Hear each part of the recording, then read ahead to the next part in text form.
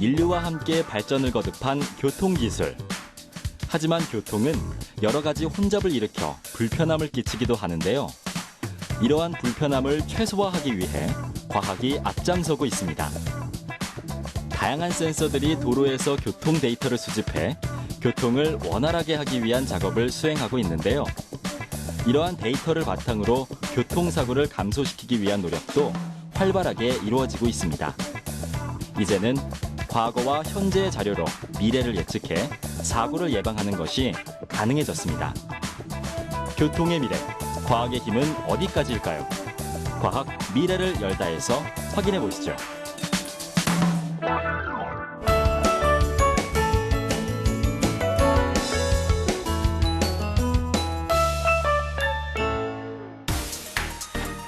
안녕하세요. 과학 미래를 열다 여화수입니다. 오늘 제가 여러분과 함께하고자 하는 주제는 바로 교통인데요. 인류는 오랜 세월 동안 다양한 교통기술들을 발전시켜왔죠. 동그란 바퀴를 이용한 수레에서부터 배, 자동차, 철도, 항공기 등 다양하고 현대적인 기술들이 더 빠르고 편리하고 안전함을 위해 개발되어 왔습니다. 특히 현대인은 교통기술의 영향을 이전보다 훨씬 더 많이 받고 있는데요. 그 안에는 우리가 잘 모르는 과학적인 원리들과 첨단 기술들이 숨어 있죠. 그리고 이러한 첨단 기술들은 우리 미래의 삶의 모습에 점점 더 많은 영향을 주게 될 것입니다. 그래서 오늘은 데이터, 교통과학이라는 주제로 교통 빅데이터가 어떻게 수집되고 활용되며 또 나아가 우리에게 어떻게 도움이 될 수 있는지 알아보는 시간을 갖도록 하겠습니다.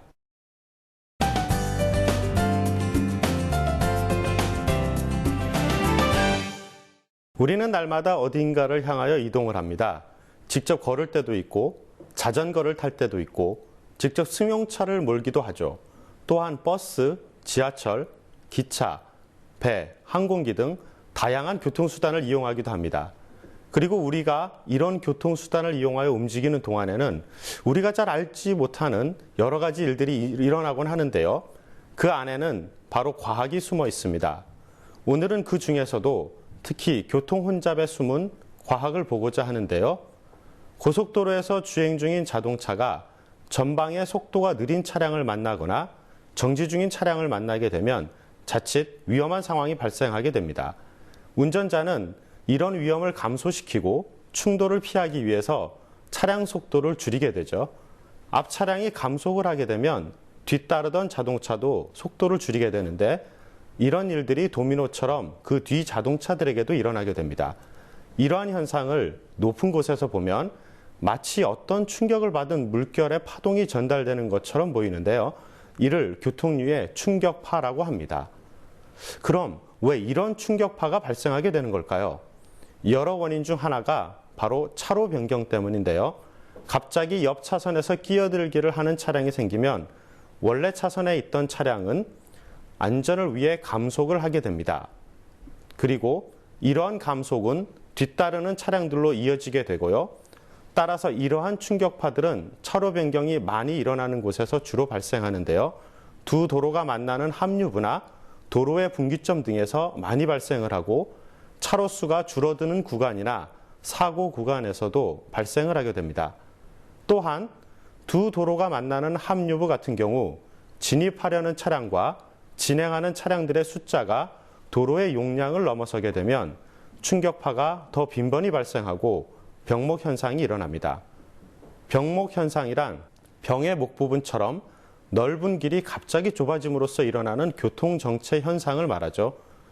병목 현상이 발생하면 혼잡 구간은 충격파와 함께 빠른 속도로 확대됩니다. 주행 중에 자동차가 이런 혼잡 구간을 만나게 되면 병목 지점을 지날 때까지 매우 불편한 혼잡을 겪어야 하는데요. 이런 혼잡 구간 안에서 운전자들은 잦은 감속과 가속을 경험하게 됩니다. 이를 가다서다 현상이라고 하죠. 이것은 일종의 충격파들로 이루어진 것인데요. 혼잡 구간 안에서 소규모의 많은 충격파들이 생기게 되고 이 구간을 지날 때면 운전자들은 가다가 서다 하는 현상을 반복적으로 겪게 되죠. 이런 경우 잦은 가속과 감속으로 추돌사고 위험이 증가하고 평소보다 4배에서 5배 정도 사고율이 증가하게 됩니다. 또한 교통 현상을 이해하는 데 있어 아주 중요한 부분이 있는데요. 이것은 바로 이 현상들이 사람에 의해 발생한다는 것입니다. 사람은 매우 지능적으로 운전할 때도 있지만 불안전할 때도 있기 때문이죠. 운전자는 컴퓨터나 센서가 아니므로 운전 상황을 정확하게 판단하지 못합니다. 예를 들어 운전자는 앞차까지의 거리와 속도를 앞차의 크기와 크기의 변화로 인식을 하게 되는데 여기에 오류가 생기게 됩니다. 또한 운전자가 운전 이외에 다른 행동을 하는 경우에는 운전 중 집중도가 떨어지게 돼 주변 상황을 정확하게 인식 못하기도 하죠. 그리고 상황을 정확하게 인식해도 엑셀과 브레이크 페달을 조작할 때에 어느 정도 오류가 생기게 됩니다. 이런 오류로 인하여 교통류의 충격파가 도로상에서 전달될 때 특이한 현상이 발생하는데요. 예를 들어 선행 차량이 속도를 시속 10km 정도 줄이면 뒤따르던 차량도 똑같은 양만큼 감속을 하면 안전하겠지만 정확한 양만큼 감속을 하지 못하는 경우가 자주 발생하죠. 이러한 경우에 재감속을 하게 되면 상황이 위험해지고 선행 차량보다 더 감속을 하게 됩니다. 그럼 뒤따르던 차량들도 속도가 계속 감소하여 종국에는 멈추게 되죠. 즉, 사고나 병목 등 특정한 이유 없이 한 사람의 사소한 실수가 교통을 멈추게 만드는 것인데요. 이처럼 원인을 정확히 알 수 없는 상황을 팬텀 트래픽 잼이라고 부릅니다. 물론 사람의 지능이 교통 상황을 더 개선시키기도 할 텐데요. 숙련된 운전자들이 순발력 있게 가속과 감속의 시점을 조절한다면 충격파를 감소시킬 수 있겠죠.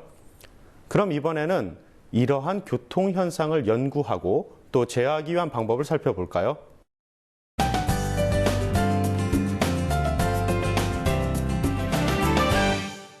우선 교통 현상을 연구하기 위해서는 그에 대한 정보를 수집하는 것이 우선이겠죠.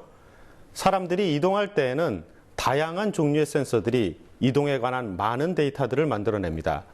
출퇴근 시에 교통카드를 사용하는 경우 사용자 정보, 승하차, 환승 위치 등 그 교통카드 사용 내역은 디지털 데이터의 형태로 중앙 서버로 전송되죠. 또한 자동차가 도로에 들어서면 도로의 센서들은 자동차의 속도와 통과 차량의 수를 집계해 운영자의 서버로 전송을 합니다. 그 중에서 가장 오래되고 많은 센서가 설치된 곳이 바로 고속도로인데요. 전국의 고속도로와 국도에는 VDS, DSRC, TCS, 카메라 등 여러 종류의 센서들이 설치되어 있습니다. VDS는 차량 검지 시스템이라는 것으로 도로 아래의 전기선을 사용하는 루프 검지기를 많이 사용하고 있습니다. 차량이 이 전기선 위를 지나면 자기장에 변화가 생기는데요. 이를 감지해서 통과한 차량의 수를 세고 통과 시간차를 측정하여 차량의 통과 속도를 측정할 수 있습니다. 실제 고속도로에서는 이러한 VDS 검지기가 1에서 2km마다 설치되어 있는데요. 30초마다 차량 수와 속도, 점유율 정보를 도로공사 교통센터로 전송하고 있습니다. 그리고 교통센터에서는 이렇게 수집된 전체 교통정보를 가공해 사용자들에게 다양한 서비스를 제공하고 있는 것이죠.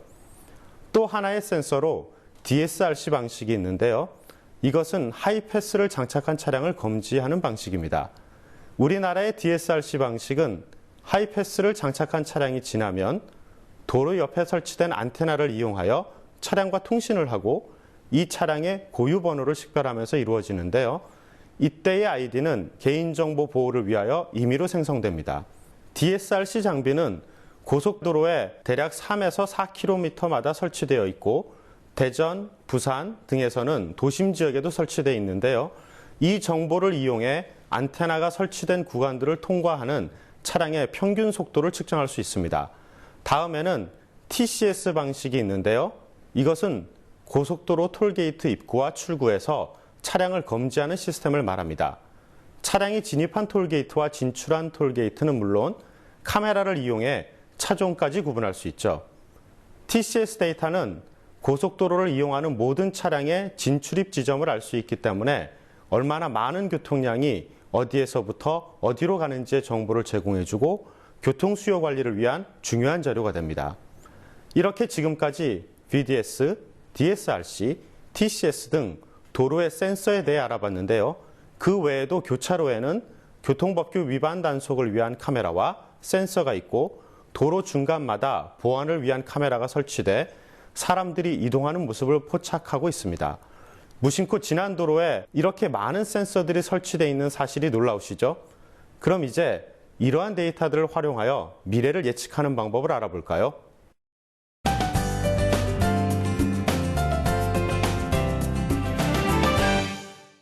아까 말씀드렸던 것처럼 우리는 엄청난 대용량의 교통 데이터베이스를 매일 저장하고 있는데요.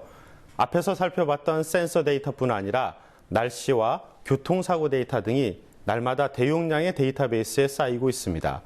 그리고 이런 데이터를 이용하여 우리는 교통 혼잡이 일어나는 과정을 이해하고 그 혼잡 발생 시간을 예측하며 혼잡을 줄이거나 피할 수 있는데요. 이렇듯 매일 쌓이는 엄청난 양의 교통 데이터는 디지털 지도 기반의 지리정보 시스템과 결합되고 통행 시간 등 교통 상태 정보로 가공돼 스마트폰 앱과 인터넷을 통해 사용자들에게 제공되고 있습니다.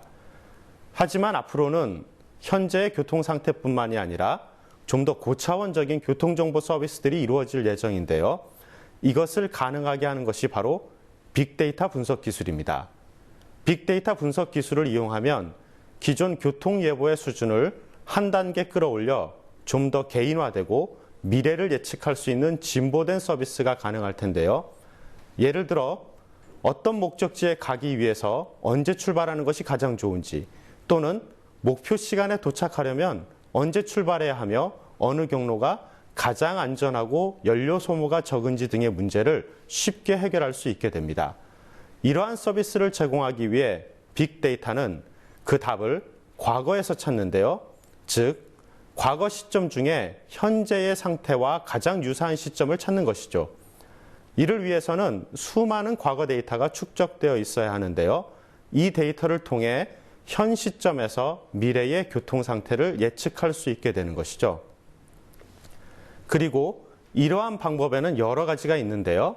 KNN, ANN, 회귀 분석 등이 바로 그것입니다. 먼저 KNN을 볼까요? 이 방법은 아주 단순하지만 아주 효과적인 미래 예측 방법인데요. 예를 들어 오전 10시에 미래 교통 상태를 예측하는 경우 목적지를 포함한 현재 네트워크 교통 상태 데이터를 취득합니다. 그리고 그 다음 날씨와 요일 같은 과거 데이터를 선택하죠. 현재와 비슷한 과거의 데이터가 많이 있을 텐데요. 이 중 현재와 가장 유사한 데이터를 K개 골라냅니다. 그리고 선택된 K개의 과거 데이터를 조합해 예측 데이터를 만들어내는 것이죠. 이렇게 센서의 신뢰도와 현재 데이터와의 오차 등을 기준으로 조합해 탄생한 예측 데이터로 미래의 통행 시간을 예측하게 되는데요.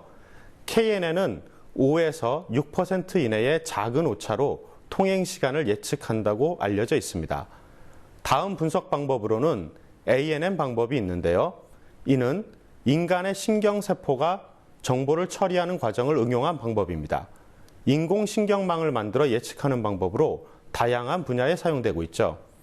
이 방법은 KNN보다 다소 복잡한데요. ANN 방법은 먼저 입력, 출력 데이터를 포함한 인공신경망을 구성하고 과거 교통 데이터 중 일부를 활용해 학습하는 과정을 거치기 때문입니다. 통행 시간을 예측하려면 먼저 과거 센서 데이터들을 입력값으로 하고 이에 해당하는 과거 통행 시간 값을 결과값으로 하는 인공신경망을 구성합니다. 그리고 인공신경망의 입력값들이 결과값에 미치는 영향을 나타내는 신경망의 연결 강도들을 구하게 됩니다. 연결 강도를 구하는 이런 과정을 학습이라고 하는데요. 학습이 끝난 인공신경망에 현재 시점의 데이터를 입력하면 신경망의 연결 강도에 따라 통행시간 결과를 예측할 수 있게 됩니다. 이 ANN 방법은 예측의 정확도 측면에서 KNN 방법과 비슷한 정확도를 가지고 있고 학습 후에는 실행 속도가 빠르다는 장점이 있는 것이 특징입니다. 하지만 주변 상황이 바뀌는 경우 재학습을 해주어야 하는 단점이 있기도 하죠. 다음으로 회귀 분석 방법이 있는데요.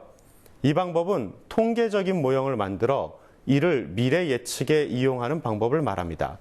먼저 과거 데이터들을 이용하여 교통 센서 데이터들과 통행 시간과의 관계를 나타내는 회기식을 가정하고 회기식의 파라미터들을 구하게 되는데요.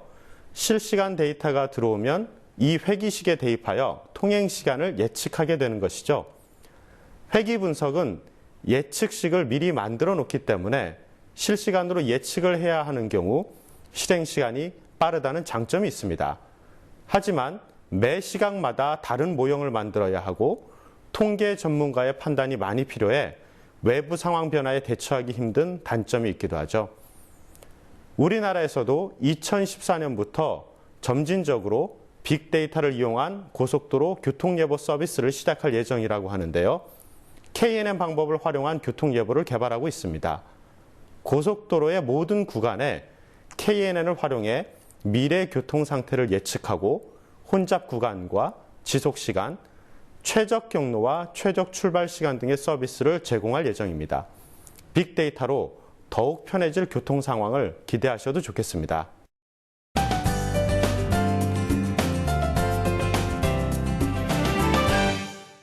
이번에는 빅데이터를 활용해 교통사고를 감소시키는 방법을 알아볼 텐데요. 교통사고가 나면 경찰과 보험회사 등 여러 곳에서 사고조사를 하죠. 사고조사 데이터베이스에는 사고 원인, 사상자 수, 사고 차종을 비롯하여 사고에 관한 많은 정보가 포함되어 있는데요. 우리나라는 도로교통공단과 교통안전공단에서 이 데이터베이스를 관리하고 있습니다. 바로 이 데이터베이스를 이용해 사고 감소에 기여할 수 있는데요. 데이터베이스에서 데이터들 사이에 존재하는 특정 패턴이나 관계를 찾아내는 기술을 데이터 마이닝이라고 하는데 이 데이터 마이닝 기술을 이용하면 유용한 지식들을 찾아낼 수 있습니다. 예를 들어 교통사고를 분석해 특정 자동차 회사 차량이 어떤 종류의 사고에 취약한가를 알 수 있게 되는 것이죠. 또한 2차 사고가 많이 일어나는 지점이나 가장 위험한 운전 상황, 교통사고에 가장 취약한 연령층 등 사고 예방을 위한 다양한 정보들을 얻을 수 있습니다. 게다가 실시간 사고 위험도를 구해 운전자들이 사고로부터 안전할 수 있게 즉각적인 경고를 줄 수도 있죠. 교통사고는 교통 상태와 밀접한 관련이 있는데요. 예를 들어 하류부에서 지정체가 발생하면 속도 차이가 많이 나는 구간에서는 후미 추돌 사고가 빈번하게 일어납니다. 또한 속도 차이가 커질수록 사고율은 올라가고 특히 함유부 구간에서는 차로 변경으로 인한 사고가 많이 일어나죠. 따라서 이를 예방하기 위해 구간별로 과거 교통 상태를 분석하고 사고 데이터를 결합해 교통 상태에 따른 사고율을 구하고 사고율 모형을 만들게 됩니다. 혹은 과거 교통 상태 중 현재 시점과 유사한 교통 상태를 찾아내 그 구간의 사고율을 구하기도 하죠. 이렇게 구해진 구간별 사고율을 기반으로 운전자에게 정보를 제공하고 감속을 유도하거나 안전한 도로로 우회시켜 최종적으로 교통사고를 줄일 수 있게 되는 것입니다. 과거와 현재의 자료로 미래를 예측하고 사고를 예방하는 것이 이제는 빅데이터로 가능하게 된 우리의 현실이라는 사실을 확실히 아시겠죠?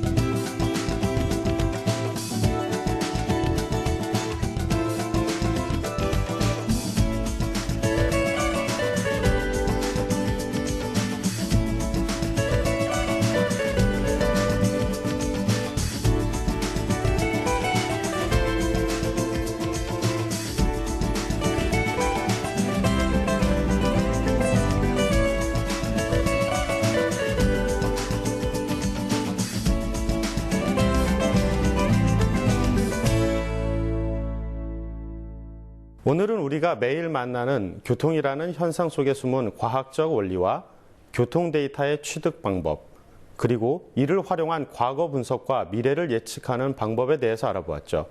앞으로는 더 많은 교통 데이터들이 스마트폰 등 다양한 수단을 통하여 수집될 텐데요. 이를 기반으로 더 많은 사람들에 의해 더 많은 서비스들이 만들어질 것입니다. 그리고 그 데이터는 우리의 삶을 좀 더 안전하고 편리하게 만들어주겠죠. 앞으로 더욱 변화무쌍할 교통의 모습, 그 과정을 여러분이 관심 있게 지켜봐 주셨으면 좋겠습니다. 시청해주신 여러분 고맙습니다.